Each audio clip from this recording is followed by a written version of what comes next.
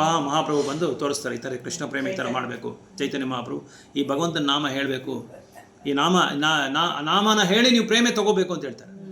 ಅದಕ್ಕೆ ನಾನು ನೀವು ಸೀಕ್ರೆಟ್ ಏನಿಲ್ಲ, ರಹಸ್ಯ ಏನಿಲ್ಲ, ಕೀ ನಿಮ್ಮ ಹತ್ರನೇ ಕೊಟ್ಬಿಟ್ಟಿದ್ದೀನಿ. ಆದರೆ ನಾನು ಲಾಕ್ ಮಾಡಿಲ್ಲ.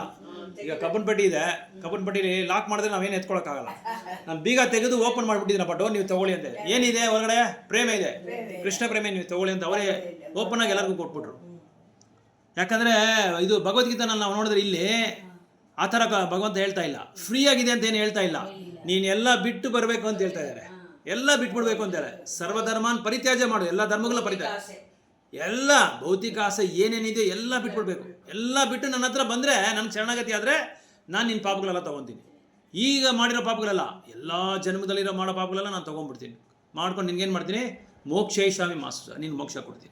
ಆದರೆ ಚೈತನ್ಯ ಮಹಾಪ್ರಭು ಅದನ್ನೆಲ್ಲ ಏನು ಹೇಳಿಲ್ಲ. ನೀನು ಯಾವ ಥರ ಇರೋ ಪರವಾಗಿಲ್ಲ, ನೀನೆಲ್ಲ ಬಿಟ್ಟು ಅದೆಲ್ಲ ಬಿಡು ಅಂತೇನು ಹೇಳಿಲ್ಲ, ವೈರಾಗ್ಯ ತಗೋ ಅಂತೇನು ಹೇಳಿಲ್ಲ.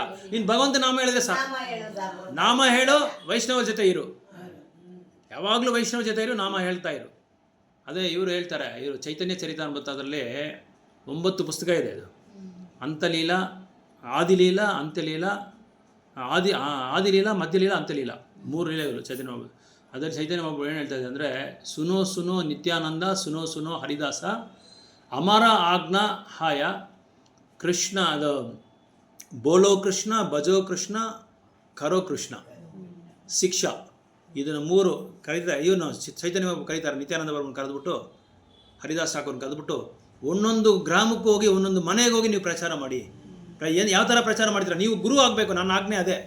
ನೀವೆಲ್ಲರಿಗೂ, ಅಂದರೆ ನಮಗೆಲ್ರಿಗೂ ಹೇಳ್ತಾ ಇರೋದು, ನೀವೆಲ್ಲರೂ ಶಾಸ್ತ್ರಗಳೆಲ್ಲ ಓದಿ ನೀವು ಗುರುಗಳಾಗಿ, ನೀವು ಈ 3 ಪಾಯಿಂಟ್ಗಳನ್ನ ನೀವು ಪ್ರಚಾರ ಮಾಡಬೇಕು. ಈ 3 ಮುಖ್ಯವಾದ ಅಂಶಗಳನ್ನ ನೀವು ಪ್ರಚಾರ ಮಾಡಬೇಕು. ಏನೇನದು? ಬೋಲೋ ಕೃಷ್ಣ, ಭಗವಂತನ ನಾಮ ಹೇಳಿ. ಭಜೋ ಕೃಷ್ಣ, ಭಗವಂತನ ಆರಾಧನೆ ಮಾಡಿ. ಕರೋ ಕೃಷ್ಣ ಶಿಕ್ಷಾ, ಭಗವಂತನ ಬಗ್ಗೆ ಶಾಸ್ತ್ರಗಳಲ್ಲಿ ಓದ್ಕೊಂಡು ಉತ್ತೀರ್ಣರಾಗಿ ಅದನ್ನು ಪ್ರಚಾರ ಮಾಡಿ. ಇದು ನನ್ನ ಶಿಕ್ಷಾ. ಇದೆಲ್ಲರಿಗೂ ಹೋಗಿ ಅಂತ ಹೇಳುವಾಗ ನಿತ್ಯಾನಂದ ಪ್ರಭು ಯಾರು? ಸಾಕ್ಷಾತ್ ಭಗವಂತನೇ ಹೋಗಿ ಎಲ್ಲರ ಕಾಲಲ್ಲಿ ಬಿದ್ದಿದ್ದಾನೆ. ಎಲ್ಲರ ಕಾಲಲ್ಲಿ ಬಿದ್ದು ಹರಿನಾಮ ಹೇಳಿ, ಹರಿನಾಮ ಹೇಳಿ, ಹರಿನಾಮ ಹೇಳಿ ಹೇಳೋರ್ಗೂ ಬಿಟ್ಟಿಲ್ಲ. ಒಂದೊಂದು ಮನೆಗೂ ಹೇಳ್ತಾ ಇದ್ದಾರೆ. ಕೆಲವರೆಲ್ಲ ಬೈದು ಕಳಿಸ್ಬಿಡ್ತಾರೆ, ಆಚೆ ಹೋಗುತ್ತೆ, ಬೇರೆ ಕೆಲಸ ಇಲ್ವಾ ನಿಮಗೆ? ಅವ್ರಿಗೆ ಗೊತ್ತಿಲ್ಲ ಯಾರು ಅಂತ. ಅಷ್ಟೊಂದು ಭಗವಂತನೇ ಬಂದರೆ ಕೂಡ ಅವ್ರಿಗೆ ಆ ಪರಿಜ್ಞಾನ ಬಂದಿಲ್ಲ. ಭಗವಂತನ ನಾಮ ಹೇಳಬೇಕು, ಆಧ್ಯಾತ್ಮಿಕವಾದ ಜೀವನದಲ್ಲಿ ನಾವು ಮುಂದುವರಿಬೇಕು, ಅದರಲ್ಲಿ ಭಾಗವಹಿಸಬೇಕು ಅನ್ನೋ ಒಂದು ಇದೇ ಬಂದಿಲ್ಲ ಅವ್ರಿಗೆ. ಕಾಳಿಗೆಲ್ಲ ಬಿದ್ದುಬಿಟ್ಟಿದ್ದಾರೆ ಭಗವಂತ. ನಿತ್ಯಾನಂದ ಪ್ರಭು ಯಾರು? ಭಗವಂತನ ಅಂಶ, ಇಮ್ಮಿಡಿಯೇಟ್ ಎಕ್ಸ್ಪ್ಯಾನ್ಷನ್ ಭಗವಂತನಿಗೆ, ಕೃಷ್ಣನಿಗೆ.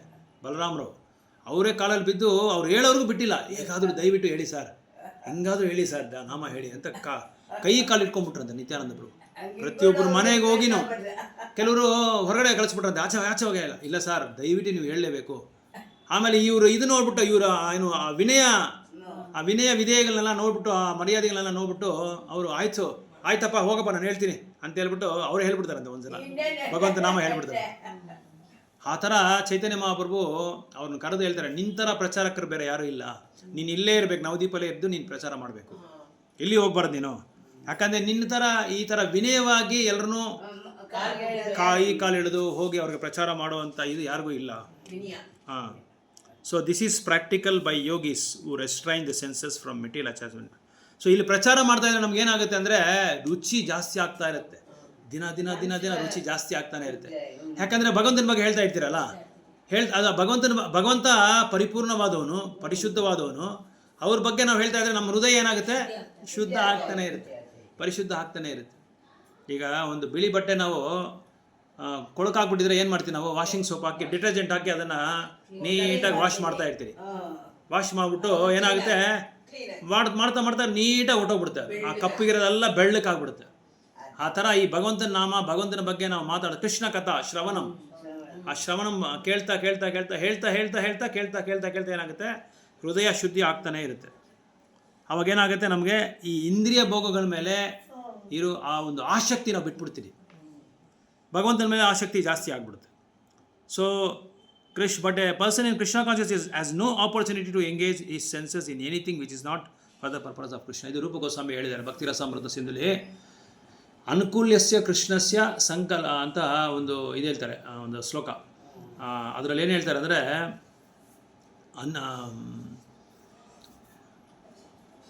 ತುಂಬ ಚೆನ್ನಾಗಿದೆ ಶ್ಲೋಕ. ಅದರಲ್ಲಿ ಯಾವುದು ಕೃಷ್ಣ ಭಕ್ತಿಗೆ, ಕೃಷ್ಣ ಚೈತನ್ಯಕ್ಕೆ ಅನುಕೂಲವಾಗಿದೆಯೋ ಅದನ್ನು ಮಾತ್ರ ನೀವು ತಗೋಬೇಕು.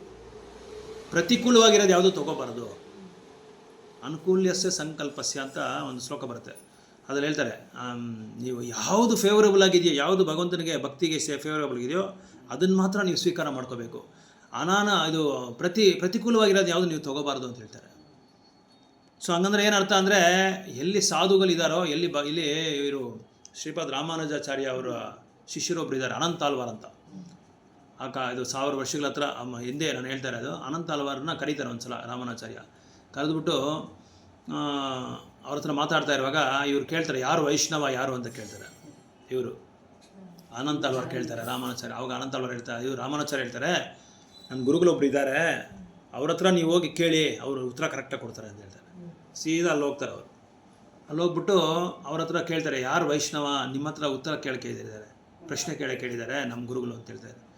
ಸರಿ, ನಾನು ಹೇಳ್ತೀನಿ, ಅದಕ್ಕೆ ಮುಂದೆ ನಾನೊಂದು ಶ್ಲೋಕ ಹೇಳ್ತೀನಿ, ಆ ಶ್ಲೋಕ ನೀನು ಅರ್ಥ ಮಾಡ್ಕೊ ಅಂತ ಹೇಳ್ತಾರೆ. ಕೊಕ್ಕೈ ಪೋಲ್ ಇರುಪಾನ್, ಕೋಳಿ ಪೋಲ್ ಇರುಪಾನ್, ಉಪ್ಪು ಪೋಲ್ ಇರುಪಾನ್, ಉಣ್ಣೈ ಪೋಲ್ ಇರುಪಾನ್ ಅಂತ ಒಂದು ಶ್ಲೋಕ ಹೇಳ್ತಾರೆ. ತಮಿಳಲ್ಲಿ ಹೇಳ್ತಾರೆ. ಅದು ಅಂದರೆ ಕೊಕ್ಕೈ ಅಂದರೆ ಕೊಕ್ಕೆ, ಕೊಂಗೆ ಅಂತಾರಲ್ಲ. ಕನ್ನಡದಲ್ಲಿ ಏನು ಹೇಳ್ತಾರೆ ಅದಕ್ಕೆ? ಕೊಂಗೆನ? ಕೊಕ್ಕರೆ ಉದ್ದಕ್ಕಿರ್ತಲ್ಲ ಹಿಂಗೆ. ಕೊಕ್ಕರೆ. ಆ ಕೊಕ್ಕರೆ ಏನು ಕೊಳದಲ್ಲಿ ಏನು ಮಾಡುತ್ತೆ, ಅದು ಚಿಕ್ಕ ಚಿಕ್ಕ ಮೀನುಗಳೆಲ್ಲ ಬಂದರೆ ಬಿಟ್ಬಿಡುತ್ತೆ. ಅದು ಬಿಟ್ಬಿಡುತ್ತೆ. ಇವ್ರು ಏನು ಅರ್ಥ, ಇವ್ರು ಏನು ಅರ್ಥ ಹೇಳ್ತಾ ಇದ್ದಾರೆ ಅಂದರೆ, ಇಲ್ಲಿ ಕಾಂಟೆಕ್ಸ್ಟ್ ತಕ್ಕಂತೆ, ಸಂದರ್ಭಕ್ಕೆ ತಕ್ಕಂತೆ ಅರ್ಥ ಹೇಳ್ತಾ ಇದ್ದಾರೆ. ದೊಡ್ಡದು ಚೆನ್ನಾಗಿರೋ ಮೀನು ಬಂದರೆ ತೊಗೊತಾರಂತೆ. ಅದು ಈ ಕೊಕ್ಕರೆ ಚಿಕ್ಕದೆಲ್ಲ ಏನೋ ಎಲ್ಲ ಬಿಟ್ಬಿಡ್ತಾರಂತೆ. ಅಂದರೆ ವೈಷ್ಣವರು ಯಾವ ಥರ ಇರ್ತಾರೆ ಅಂತ ಹೇಳಿದ್ರೆ, ಈ ಬೇಡದೇ ಇರೋ ವಿಷಯಗಳೆಲ್ಲ ಯಾವುದು ತೊಗೊಳಲ್ಲ ಅವರು. ಯಾರಾದರೂ ಹಿರಿಯ ವೈಷ್ಣವರು, ಚೆನ್ನಾಗಿ ತಿಳುವಳಿಕೆ ಇರೋರು, ಭಕ್ತಿ ಸೇವೆಯಲ್ಲಿ ನಮಗೆ ಜ್ಞಾನೋದಯ ಕೊಡೋರು, ಅವ್ರು ನೋಡಿದ ತಕ್ಷಣ ನಮಗೆ ಭಕ್ತಿ ಸೇವೆ ಬಂದ್ಬಿಡ್ಬೇಕು. ಭಕ್ತಿ ಸೇವೆ ಹಂಗೆ ಪ್ರಬಲವಾಗಬೇಕು, ಹೃದಯದಿಂದ ಪ್ರಕ್ಷಾವಣೆ ಆಗಬೇಕು. ತಾಮ್ರದ ಹೂವು ಭಗವಂತ ಇದು ಸೂರ್ಯನ ಕಿರಣಗಳು ಬಿದ್ದರೆ ಏನಾಗುತ್ತೆ, ಅದು ಹಂಗೆ ಹರಳುತ್ತೆ. ಹಂಗೆ ಹರಳಬೇಕು, ಜ್ಞಾನ ಸ್ಪ್ರೌಟ್ ಆಗಬೇಕು. ಹಂಗೆ ಆ ಥರ ವೈಷ್ಣವರಿದ್ದರೆ ಮಾತ್ರ ಅವರು ಅವ್ರ ಹತ್ರ ಕೂತ್ಕೊಂಡು ಕೇಳ್ತಾರೆ. ಅವರು ಈ ಕೊಕ್ಕರೆನ ಹಂಗೆ ದೊಡ್ಡ ದೊಡ್ಡ ಮೀನುಗಳು ಬಂದರೆ ಚಕ್ ಅಂತ ಹಿಡ್ಕೊಳುತ್ತೆ. ಅದು ಅದಕ್ಕೆ ಕೊಕ್ಕೆನ ಹೋಲಿಸ್ತಾ ಇದ್ದಾರೆ. ಆಮೇಲೆ ಕೋಳಿ ಪೋಲ್ ಇರುಪಾನ್ ಅಂತ ಹೇಳ್ತಾರೆ. ಕೋಳಿ ಅಂದರೆ ಇದು ಹೆಣ್ಣು ಕಾಕ್ ಅಂತಾರಲ್ಲ, ಅದು ಕೋಳಿ ಏನು ಮಾಡುತ್ತೆ, ನಾವು ಧಾನ್ಯಗಳೆಲ್ಲ ಹಾಕ್ಬಿಟ್ರೆ ಅಲ್ಲ, ಕಲ್ಲೆಲ್ಲ ಬೇರೆ ಮಾಡುತ್ತೆ. ಕಲ್ಲು ಬೇರೆ ಮಾಡ್ಬಿಟ್ಟು ಅಕ್ಕಿನ ಮಾತ್ರ ತಿನ್ನುತ್ತೆ. ಆ ಥರ ವೈಷ್ಣವರು ಏನು ಮಾಡ್ತಾರೆ, ಯಾವುದು ಸಾಧಕವಾಗಿರುತ್ತೋ, ವೈಷ್ಣವರು ಭಕ್ತಿಗೆ ಯಾವುದು ಸಾಧಕವಾಗಿರುತ್ತೋ ಅದು ಮಾತ್ರ ತೊಗೊತಾರೆ, ಬೇರೆದೆಲ್ಲ ಪಕ್ಕದಲ್ಲಿ ತಳ್ಬಿಡ್ತಾರೆ. ಉಪ್ಪು ಪೋಲ್ ಇರಪ್ಪ. ಉಪ್ಪು ಈಗ ನಾವು ಏನೋ ಫಂಕ್ಷನ್ ಮಾಡ್ತಾಯಿದ್ದೀರಿ, ಕೃಷ್ಣನಿಗೆ ಜನ್ಮಾಷ್ಟಮಿನೋ ಯಾವುದೋ ನರಸಿಂಹ ಜಯಂತಿನೋ ಮಾಡ್ತಾಯಿದ್ದೀರಿ. ಅದರಲ್ಲಿ ಏನೋ ಈ ಅಡುಗೆ ಮಾಡೋರು ಪ್ರಭು ಏನು ಮಾಡ್ತಾರೆ, ಉಪ್ಪು ಜಾಸ್ತಿ ಹಾಕ್ಬಿಡ್ತಾರೆ, ಇಲ್ಲ ಉಪ್ಪು ಕಡಿಮೆ ಹಾಕ್ಬಿಡ್ತಾರೆ. ಅವಾಗ ಏನು ಯಾರ ಮೇಲೆ ಹೇಳ್ತಾರೆ, ಎಲ್ಲರೂ ಉಪ್ಪು ಮೇಲ್ದೆ ಹೇಳ್ತಾರೆ. ಉಪ್ಪು ಜಾಸ್ತಿ ಹಾಕ್ಬಿಟ್ಟಿದ್ದಾರೆ, ನೀವು ಉಪ್ಪು ಕಡಿಮೆ ಹಾಕ್ಬಿಟ್ಟಿದ್ದಾರೆ ಅಂತ ಉಪ್ಪು ಮೇಲೆ ಹೇಳ್ತಾರೆ. ಮಾಡಿರೋದು ಅವರೇ, ಹೆಸರು ಬರೋದು ಉಪ್ಪಿಗೆ. ಅದೇ ನೀವು ಕರೆಕ್ಟಾಗಿ ಹಾಕಿ ಮೆಷರ್ಮೆಂಟ್ ಕರೆಕ್ಟಾಗಿದ್ದರೆ ಏನು ಹೇಳ್ತಾರೆ, ಯಾರ ಮೇಲೆ ಹೇಳಲ್ಲ, ಚೆನ್ನಾಗಿದೆ ಸಬ್ಜಿ ಅಂತ ಹೇಳ್ತಾರೆ. ಸಬ್ಜಿ ಚೆನ್ನಾಗಿದೆ, ಸಬ್ಜಿ ಮೇಲೆ ಹೇಳ್ತಾರೆ. ಇಲ್ಲಾಂದರೆ ಉಪ್ಪು ಇಲ್ಲದ್ರೆ ಉಪ್ಪಿನ ಕಥೆನೇ ಮಾತಾಡಲ್ಲ ಯಾರೂ. ಉಪ್ಪು ಕರೆಕ್ಟಾಗಿ ಇದ್ಬಿಡ್ಲಿ, ಯಾರು ಮಾತಾಡಲ್ಲ. ಆ ಥರ ಉಪ್ಪು ಮೇಯ್ನ್, ಅದಕ್ಕೆ ಅಡುಗೆಗೆ ಬೇಕಾಗಿರೋದೇ ಉಪ್ಪೆ. ಈ ಪ್ರತಿಯೊಂದು ಅಡುಗೆಗೆ, ಪ್ರತಿಯೊಂದು ಇದಕ್ಕೆ, ನಾವು ಡಿಶ್ಶಿಗೆ ಬೇಕಾಗಿರೋದು ಉಪ್ಪು. ಉಪ್ಪು ಕರೆಕ್ಟಾಗಿಲ್ಲ ಅಂದರೆ ಎಲ್ಲ ಹೊಟ್ಟೋಗ್ಬಿಡುತ್ತೆ, ಎಲ್ಲ ಹಾಳಾಗ್ಬಿಡುತ್ತೆ, ರುಚಿನೇ ಹೊಟ್ಟೋಗ್ಬಿಡುತ್ತೆ. ಆ ಥರ ವೈಷ್ಣವರು ಉಪ್ಪು ಥರ ಅಂತ ಹೇಳ್ತಾರೆ. ಎಲ್ಲರನ್ನೂ ಮುಂದೆ ಬಿಟ್ಟು ಅವ್ರಿಗೇನೇನು ಬೇಕೋ ಅವ್ರಿಗೆಲ್ಲ ಕೊಟ್ಟು ಅದಾದಮೇಲೆ ಇವರೆಲ್ಲ ತೊಗೊತಾರೆ. ಇವ್ರ ಹೆಸರು ತೊಗೊಳ್ಳಲ್ಲ. ಕೆಟ್ಟ ಹೆಸರು ಬಂದರೆ ಇವ್ರು ತೊಗೊಂಡ್ಬಿಡ್ತಾರೆ, ಒಳ್ಳೆ ಹೆಸರು ಬಂದರೆ ಬೇರೆಯವ್ರಿಗೆ ಬಿಟ್ಬಿಡ್ತಾರೆ. ದ್ವಾರಕಾನಲ್ಲಿ ಕೃಷ್ಣನಿಗೆ 2 ಭಕ್ತರಿದ್ದರು, ಬಹುಲಕ ಮತ್ತು ಸುದ್ದಿ, ಇನ್ನೊಬ್ಬ ಹೆಸರು ತುಂಬ ಚೆನ್ನಾಗಿದೆ, ಶುದ್ಧದೇವ. ಇಬ್ಬರು ಇರ್ತಾರೆ. ಇಬ್ಬರು ಶುದ್ಧದೇವ ಬಂದು ಕಡು ಬಡವ, ಇವರು ರಾಜರು. ಇಬ್ಬರು ಉತ್ತಮವಾದ ಭಕ್ತರೇ. ಇಬ್ಬರು ಬಂದು ಭಗವಂತನ ಆಹ್ವಾನ ಮಾಡ್ತಾರೆ, ನಮ್ಮ ಮನೆಗೆ ಬನ್ನಿ ಅಂತ. ಸರಿ, ಅವ್ರು ಬಂದ್ರೇ ಏನು ಮಾಡ್ತಾರೆ, ಇಬ್ಬರದು ಇನ್ವಿಟೇಷನ್ ತೊಗೊಂಡು ಇಬ್ಬರೂ ಆಯಿತು ಬರ್ತೀನಿ ಅಂತ ಹೇಳ್ತಾರೆ. ಇಬ್ಬರ ಮನೆಗೂ ಬರ್ತೀನಿ ಅಂತ ಹೇಳ್ತಾರೆ. ಇವನು ಕಡು ಬಡವ, ಮನೆ ಇಲ್ಲ, ಬರೀ ಗುಡಿಸ್ಲಿಲ್ಲ ಇರೋದು. ಇವನು ದೊಡ್ಡ ಅರಮನೆ. ಅವನೇನು ರಾಜ ಏನು ಮಾಡ್ತಾನೆ, ಕೃಷ್ಣ ಬಂದೆ ಕೃಷ್ಣನ ಜೊತೆನೇ ಓದ್ತಾ ಇರ್ತಾನೆ. ಇವನು ಏನು ಮಾಡ್ತಾನೆ, ಇವರು ಶುದ್ಧದೇವ ಏನು ಮಾಡ್ತಾನೆ, ಇವನೇನು ಮುಂದೆ ಹೋಗೋದಂತ ಅವನು ಮುಂದೆ ಹೋಗಿಲ್ಲ. ಅವರು ಆಯ್ತು, ಅವರೇ ಹೋಗಲಿ, ಅವ್ರು ಮುಂದೆ ಇದ್ದರೆ ಸಾಕು, ಯಾರೋ ಒಬ್ಬರು ಭಕ್ತರು ಚೆನ್ನಾಗಿದ್ರೆ ಸಾಕು, ನಾನು ಹಿಂದೆನೇ ಇರ್ತೀನಿ ಅಂತ ಹಿಂದೆನೇ ಇರ್ತಾರೆ. ಅಂದರೆ ಅವ್ರ ಹತ್ರ ಹೋಗಿ ಜಗಳ ಆಡಿಲ್ಲ, ಅವರು ಅಸೂಯೆ ಪಟ್ಟಿಲ್ಲ. ನಾನು ಕೃಷ್ಣನ ಜೊತೆ ಹೋಗ್ಬೇಕು ಅಂತ ಏನೇ ಹೇಳಿಲ್ಲ, ಅವರೇ ಹೋಗ್ಲಿ ಅಂತ ಬಿಟ್ಬಿಟ್ರು. ಆ ಥರ ವೈಷ್ಣವರು ಕೀರ್ತಿ ಬಂದರೆ ಬೇರೆಯವ್ರಿಗೆ ಕೊಡ್ತಾರಂತೆ, ಅಪಕೀರ್ತಿ ಬಂದರೆ ಅವ್ರು ತಗೊತಾರಂತೆ ವೈಷ್ಣವರು. ಅದಕ್ಕೆ ಉಪ್ಪು, ಕೀರ್ತಿ ಎಲ್ಲ ಉಪ್ಪಿಗೆ ಆ್ಯಕ್ಚುಲಾಗಿ ಬರಬೇಕಾಗಿರೋದು. ಅದೇ ಉಪ್ಪನ್ನ ಯಾರು ಕೀರ್ತಿ ಮಾಡಲ್ಲ. ತಪ್ಪಿದ್ರೆ ಉಪ್ಪು ಮೇಲೆ ಹೇಳ್ತಾರೆ, ಕೊರತೆ ಇದ್ದರೆ ಉಪ್ಪು ಮೇಲೆ ಹೇಳ್ತಾರೆ. ಆದರೆ ಹೆಸರು ಬರೋದು ಸಬ್ಜಿಗೆ. ಯಾವ ಕುರ್ಮ ಇದು ಸಾಗು ಮಾಡ್ತಿರೋ, ಕುರ್ಮ ಮಾಡ್ತಿರೋ, ಅದಕ್ಕೆ ಹೆಸರು ಬರೋದು. ಚೆನ್ನಾಗಿದೆಪ್ಪ ಕುರ್ಮ ಅಂತ ಹೇಳ್ತಾರೆ. ಆ ಥರ ವೈಷ್ಣವರು. ಆಮೇಲೆ ಇನ್ನೊಂದು ಸೊನ್ನಿಂಗ್ ಉಣ್ಣೈ ಪೋಲ್ ಇರ್ಕಂತ ಸೊನ್ನಿಂಗ್ ಅದೆಪ್ಪಡಿ ಪ್ರಭು ಅಂತ ಕೇಳ್ತಾರೆ. ಆವಾಗ ಅವರು ದೊಡ್ಡ ಒಂದು ಫಂಕ್ಷನ್ ಮಾಡ್ತಾ ಇರ್ತಾರೆ ಗುರುಗಳು. ಎಲ್ಲರಿಗೂ ನೀನು ಪ್ರಸಾದ ಬಡಿಸು ಅಂತ ಹೇಳ್ತಾರೆ.